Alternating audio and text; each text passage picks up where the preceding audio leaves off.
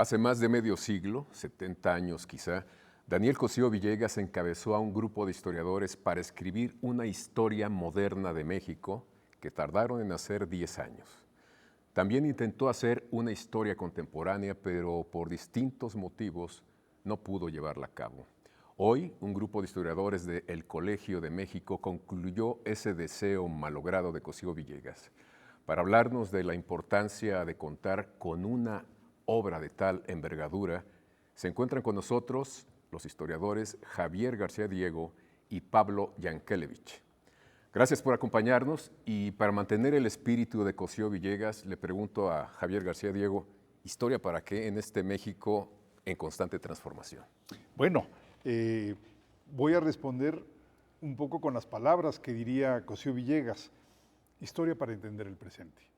Cosío Villegas nunca fue un historiador de antigüedades, de antiguallas, de dato menudo, de erudición. Él lo que quería era entender ciertos tramos decisivos de nuestra historia para poder entender el presente. ¿Cuáles serían, a su modo de ver, los principales tramos decisivos? Bueno, la consolidación de México como país con el triunfo de los liberales. Luego, contra lo que se decía en ese entonces, por razones políticas, ideológicas, estamos hablando mediados del siglo XX, el porfiriato era un tramo importante, había que analizarlo. Luego, claro está, para entender los gobiernos posrevolucionarios, en los 30, 40, 50, la Revolución Mexicana. Y luego, don Daniel, para poder entender el presente suyo, el de los 60, 70, pues dijo, también tenemos que estudiar a los gobiernos posrevolucionarios. Entonces, a él le dio tiempo de hacer la historia moderna, o sea, la historia de la República restaurada, del triunfo liberal, la historia del porfiriato, y encauzó la historia de la revolución. Él, yo creo que murió poco antes de que aparecieran los primeros tomos, dejó el equipo encaminado, y entonces fue cuando dijo, ahora sí yo, mientras aquí mis colegas, mis alumnos terminan esto de la historia de la revolución y de los gobiernos postrevolucionarios, yo voy a hacer la historia del presente, y son esos tomitos maravillosos, el sistema político mexicano, el estilo personal de gobernar. Ese es, digamos, que el remate. Pero lo repito, Javier, para el Cosío Villegas, historia para entender el presente. Pablo Yankelevich, por eso entonces los tomos hablan de la revolución y llegan hasta los 60, ¿no? 1960 más o menos. O sea, es un proceso que no terminó hasta entonces, ¿o sigue de alguna manera? No, sigue.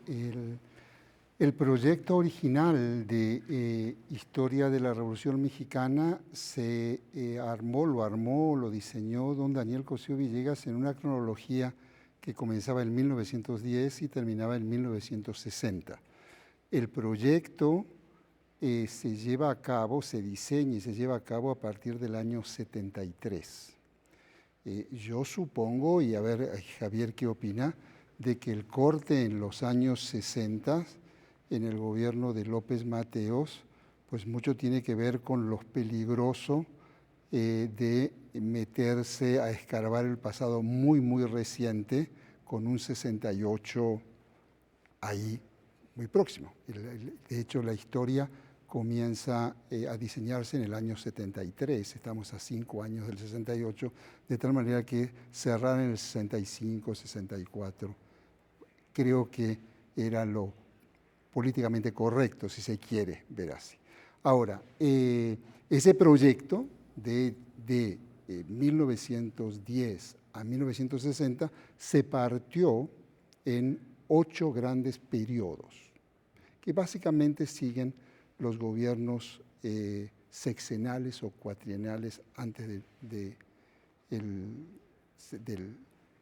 establecimiento de los sexenios con Cárdenas, y se diseñó esos 8 grandes temas en 23 volúmenes. Vaya obra, ¿eh? Que son esos volúmenes pequeñitos, de los cuales esta nueva edición solo conserva la tipografía. El diseño original eran 8 volúmenes, 8 periodos, 8 volúmenes, pero por razones, suponemos, de mercadotecnia, de abaratamiento de costos, etcétera, o hacerlo más atractivo, se hizo en 23 volúmenes. De esos 23 volúmenes, nunca se publicaron 4, por razones que luego podemos conversar. Y lo que nosotros ahora hemos concluido en un proyecto que coordinó Javier García Diego fue los 4 volúmenes que faltaban, ahora están publicados y se ha republicado toda la obra en sus 8 volúmenes originales. Ya, entonces, no en 23, sino en 8. En 8, como originalmente lo tenían. Exactamente. Pero bueno, me llama la atención, pensando en lo que decía Javier García Diego, evocando a Cosío Villegas, que es ver el pasado para entender el presente. Pero si llega a los 60 con Adolfo López Mateos, pues él resolvía las cosas como se resolvían también en la Revolución Ruda, ¿no? A los disidentes, pienso por ejemplo en Rubén Jaramillo. Pena de muerte total, con todo y familia, o sea, no había discriminación. Entonces sí era una zona de riesgo, pero también la combatieron como se combatía en la Revolución plena, ¿no? Sí. Yo creo que don Daniel parte de una idea que expresó en un ensayo brillantísimo de 1947, se publica en 1948, a principios de 48, y dice La crisis de México. Entonces, Cosío Villegas estaba consciente de que la Revolución Mexicana como proceso de construcción de un país, o sea, dejemos la parte épica y la parte violeta, la etapa de los 20, 30 había entrado en un proceso de crisis. O sea, don Daniel lo entendía perfectamente. Sin embargo, esta obra, pues sí, iniciada en los 70, no podía proyectarse más. Y de hecho, don Daniel, el proyecto de los 70 es un segundo intento de uno que había fracasado unos años antes o que fracasó parcialmente. Se pudieron publicar algunos libros, digamos, documentales, guías de archivo, un inventario de libros y folletos, de fuentes periodísticas, pero el equipo de redactores pues, no funcionó y entonces en los 70 agarra don Daniel un nuevo equipo, ¿sí? Un nuevo equipo donde están Berta Ulloa, bueno, Eduardo Blanquel, los voy a poner en orden, Eduardo Blanquel, Berta Ulloa, Álvaro Matute, si me equivoco, Pablo, luego vendrían Jan Meyer y Enrique Krause, luego vendría Lorenzo Meyer. Estoy hablando de los jefes, porque cada tramo tenía un equipo, un pequeño equipo. Claro. Entonces había el jefe. Luego sería Luis González, luego Alicia Hernández con Luis González, Luis Medina y Blanca Torres, y el último tomo sería José Luis Reina y Olga Pellicer. Pero don Daniel, vamos, sabía que el colegio iba a prolongar esa historia. Y de hecho el colegio lo hizo. Y no solo con historiadores ya. No, básicamente ya sin historiadores. Entonces en los 90 arrancó una continuación de eso que terminó en los 60, que encabezaron Lorenzo Meyer e Ilan Bisberg, economistas, sociólogos, e hicieron pues, la historia del presente, la historia del último cuarto del siglo XX, y se llama así, Historia Contemporánea de México, 4 gruesos volúmenes. Ahora, pues el siguiente paso sería la historia del siglo XXI, pero ya le tocará a otra generación. A otros alumnos de ustedes. A otros alumnos de nosotros, pues sí, encantados. Y además hay gente muy capaz, claro que algún día se hará. Pero ahorita teníamos esta deuda con los lectores, teníamos una deuda con la institución, teníamos una deuda con las bibliotecas del mundo, porque ya me imagino el bibliotecario de Harvard o de la UDG, pues se sorprendería si este año ya va a aparecer lo faltante. Pero sobre todo teníamos una deuda con la historiografía de México. Sin duda alguna. Y a pesar de la necesidad, también se ha cuestionado, por ejemplo, el uso político de la historia, ¿no? Se vuelven los ojos hacia atrás para tomar ciertas figuras y justificar ciertas políticas públicas. Sí. ¿Qué decir ante esto? No, mira, eso es así. No se puede evitar el uso político de la historia por parte de los políticos profesionales. El problema es qué hacen los historiadores. Y este es un libro escrito por historiadores. Y Y es un libro que revisando, la semana pasada hicimos una presentación, revisando presentaciones anteriores, etcétera, cuando se presentó por primera vez los primeros volúmenes, allí por el año 78, 79, se rescataba, y creo que lo seguimos haciendo, se rescataba la pluralidad de opiniones presentes en esta obra. Es decir, sobre un común denominador de profesionalismo en el uso y el manejo de las fuentes, hay la más diversa variedad de corrientes ideológicas o políticas en la vida particular o personal de los autores. Y por otro lado, hay algo que tú señalabas y también, Javier, para aquellos años, para los años 70, estamos hablando de hace 50, 60 años, esta es una obra, digamos, que hoy llamaríamos interdisciplinaria, en el sentido de que aquí hay historiadores y hay expertos en relaciones internacionales y hay expertos en ciencia política y hay economistas, etcétera. Toda una novedad. Supongo que porque don Daniel no encontró en lo que era su pasado más cercano para estudiar los años 50 y 60 historiadores. Entonces, evidentemente echó mano de colegas de otras disciplinas. Entonces, lo que encontramos aquí es, en este momento, si hiciéramos una arqueología de los autores, encontramos por lo menos 3 generaciones de historiadores en México, por la demora de 40 años en la aparición de estos últimos volúmenes. Es decir, tenemos a los autores originales convocados por don Daniel, a los alumnos de esos autores y a los alumnos o discípulos de esta segunda generación.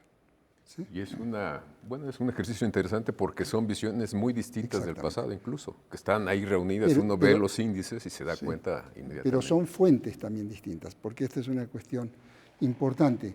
Lo que hoy tenemos disponible los historiadores no estaba disponible hace 50 años, en términos de fondos documentales.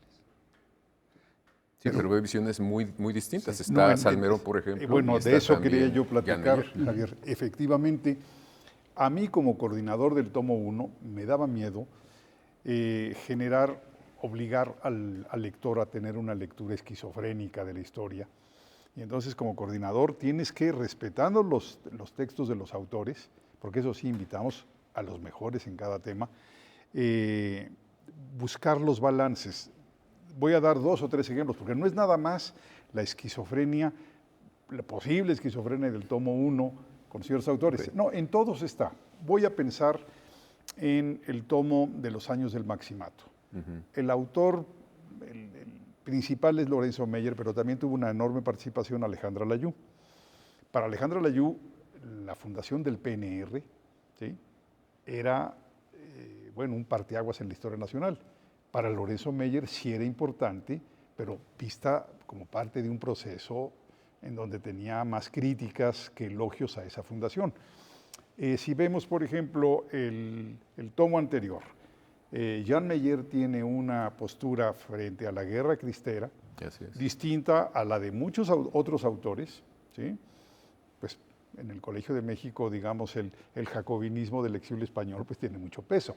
Claro. En el caso del tomo 1, por ejemplo, pensemos en los capítulos de Josefina MacGregor, muy favorables a Madero, pero también están Felipe Ávila, que escribe sobre zapatismo, y Pedro Salmerón, que escribe sobre villismo, o cuando yo escribo sobre Carranza, digamos, reconociéndole los méritos, el liderazgo, pero luego inmediatamente después vienen los capítulos de Felipe Ávila sobre Zapata y Pedro Salmerón cuestionando Carranza, procedimientos, orígenes y enalteciendo el liderazgo regional de Villa y Zapata. Entonces, la cosa era, el reto era que no fueran capítulos confrontados, sino que de una u otra manera hubiera un cierto acuerdo, y yo creo que el acuerdo se logra de una manera: todos fueron revolucionarios. De una Pero u otra tienen facción. sus nos también, por ejemplo, bueno, Huerta. Brutales. No, a Huerta sí. Ese sí, ¿no? No, a ver, Ese capítulo lo hace Josefina MacGregor y claramente se le llama la dictadura de Huerta, y yo creo que ahí sí hay consenso de todos los autores de que Huerta pues fue un intento contrarrevolucionario, que por cierto los hay en casi todas las revoluciones del mundo. Claro. No hay revolución sin un intento contrarrevolucionario. Eso es lo que nos enseña la historia.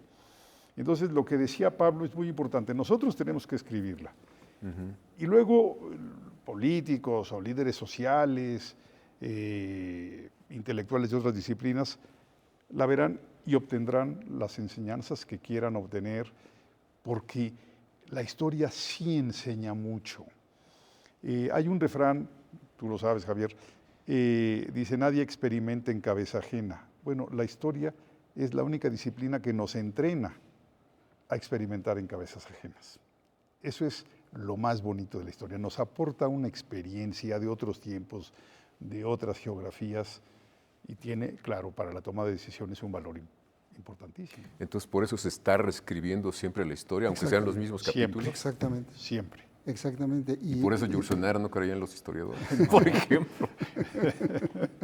No es la única. Este volumen 1, que es una de las grandes deudas, que es el periodo inicial de la colección, 1910-1914, digamos, del estallido revolucionario a la caída del ejército huertista, si hubiera sido escrito hace 50 años por el maestro Blanquel, evidentemente no hubiera contado completamente otra historia.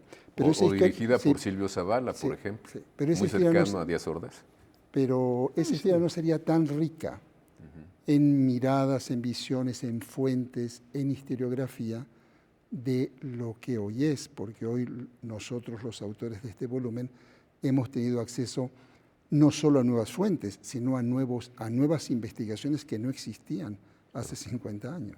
Bueno, todo esto hace distinto de alguna manera este volumen, pero que acompaña y completa la obra que inició don Daniel, que continuó don Luis González, y que cumplimos, porque en realidad el colegio cumple una deuda histórica. Es una deuda de casi 40 años en la falta de estos volúmenes.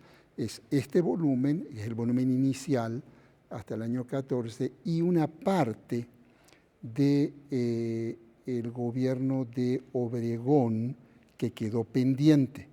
Esa parte, los años 17 a 24, tuvo como coordinador al profesor Álvaro Matute, y Álvaro Matute de 3 volúmenes que tenía que escribir, solo alcanzó a escribir 2. Y ese tercero que quedó pendiente, que es el gobierno de Obregón, se hizo cargo de él en coautoría, porque Álvaro alcanzó a escribir algunas cosas, el doctor Leonardo Lomelli.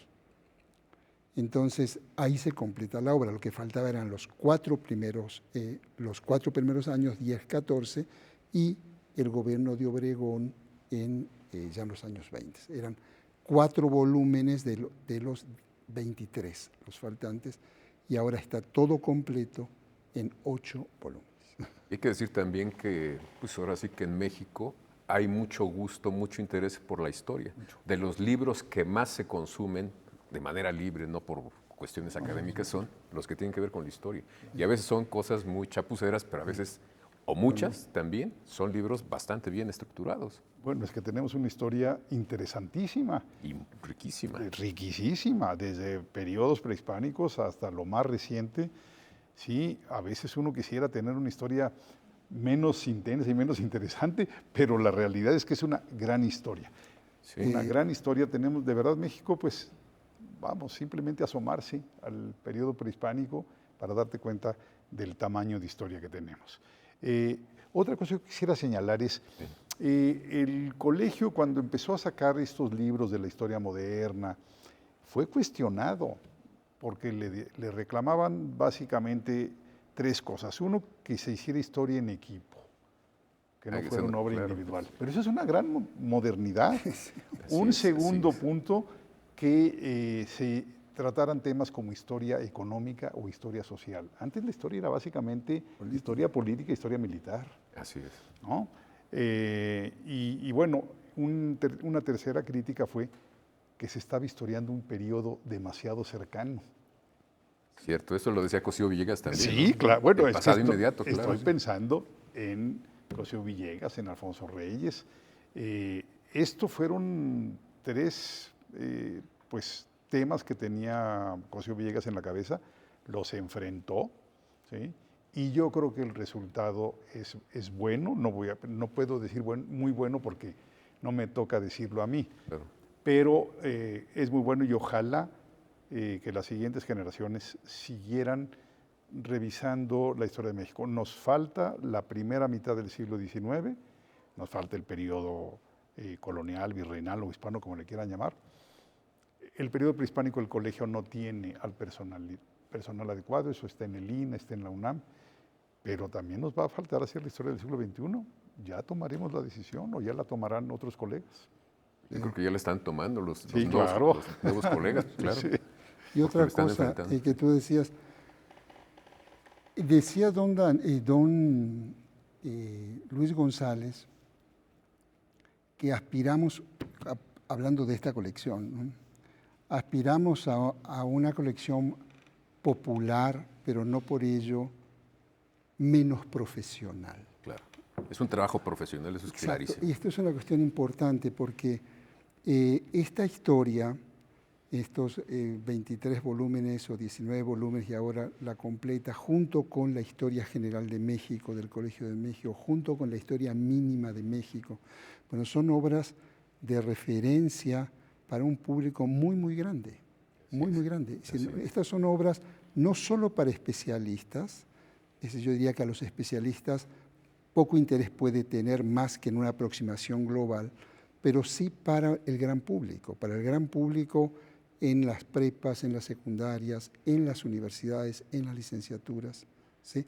Y esa es una línea editorial que, de nuevo, don Daniel inicia en el Colegio de México. No solo el trabajo en equipo, es la primera historia de la Revolución Mexicana hecha por un equipo de historiadores. Y coordinar un equipo de investigadores, bueno, Javier lo sabe, pero don Daniel eran más de 50 personas escribiendo esto. Le decían la fábrica. Le decían la fábrica. La fábrica, claro. Bueno, pero el mural que ofrecen sí es bastante completo con todos los matices que se quieran, que apelan además a la inteligencia del lector. Sí, pero también hay una cosa, que no se asusten los televidentes. El colegio puede hacer estas obras de muchos tomos, de muchas páginas, pero también puede hacer grandes proyectos pequeños. La historia mínima de México es un grandísimo proyecto de poco más de 100 páginas. Así es.